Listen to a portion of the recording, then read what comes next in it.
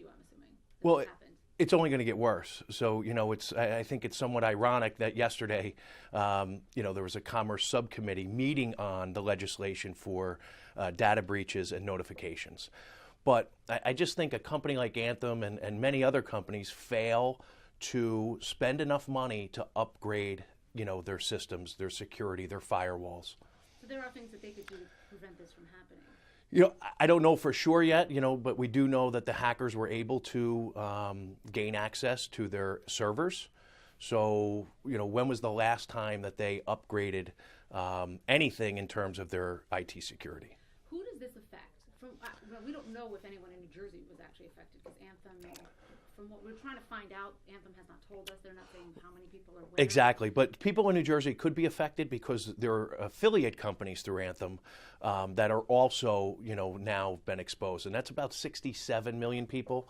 The 37 million people that are directly enrolled with Anthem are for sure have been affected. What do you mean by affiliate companies? Affiliate companies, third-party vendors that work with Anthem, doctors, hospital networks, things like that. So, what do we need? First off, if you're concerned that you might have been affected by this breach, what should you do immediately? You should get a copy of a credit report. Take a look at it. Obviously, look for any red flags, accounts that don't belong to you, addresses, recently added addresses that you have never lived at. So one of the things that the identity thieves do is they try to establish a completely new identity, and they'll use a different name, a different address, but they're going to use your social security number. So look at the report, and then, unfortunately, in today's day and world, you really need to be involved in a credit monitoring program that also has the resolution services, because people always say, Paul, what if I get the alert that somebody just tried to open up a credit card or multiple cards, or they're leasing a car or buying a house? So the average person doesn't know what to do. So make sure you have some type of resolution service that goes along with the credit monitoring. And I say it's unfortunate because the free services that are out there are just inadequate. So people are going to wind up having to pay anywhere from $10 to $20 a month for that service. But it's the world we live in. Yeah, Tom, tell me about a little more about these programs. These are not things that are offered through the government. These are not things that are offered those free, like what I did, the free fraud.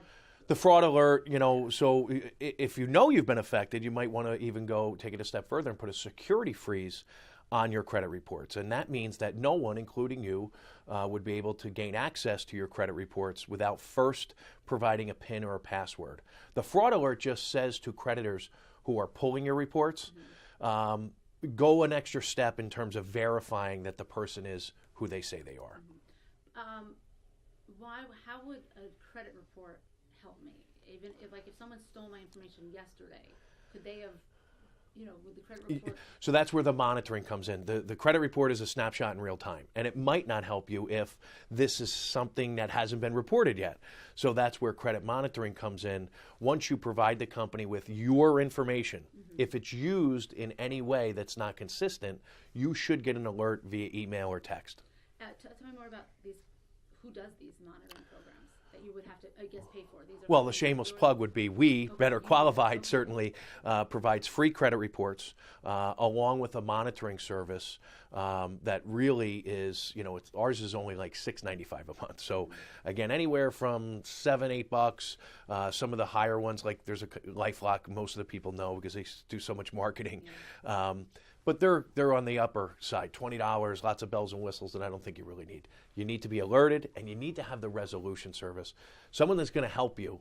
If someone's opened up the reports, what do I do? Well, you need to file a police report, and you need to contact the creditors. And, the average person spends about 2 years trying to undo what the identity thieves have done. And is this what happened here, this breach? Do you think the company's doing enough to help? Do you think? No, I think one of the things that I try and champion, and the things that we talk about, are all of the companies thus far, in my opinion, have fallen short in notifying the clients, customers on time, and then don't just provide a one bureau credit report. There's 3 bureaus, and so for that very reason, they need a 3 bureau credit monitoring solution and service. And how about letting them know they stole your email, Marcy. So be on the lookout for phishing emails that look like they're going to come from Anthem. And we know from Target and Neiman Marcus and Chase that the identity thieves emailed their clients, and people gave even more of their personal information because they weren't made aware that these phishing emails are going to come. They have your phone number. So be on the lookout for phone calls. How you doing? This is Paul Oster from Anthem. Listen, we're just checking on our customers to make sure you're okay. Can you please verify with us your social security number, bank account information? It goes on. And people are in panic mode. Maybe they're rushing to work. They got a kid crying. And all of a sudden they give this information. And then it really becomes a bad situation.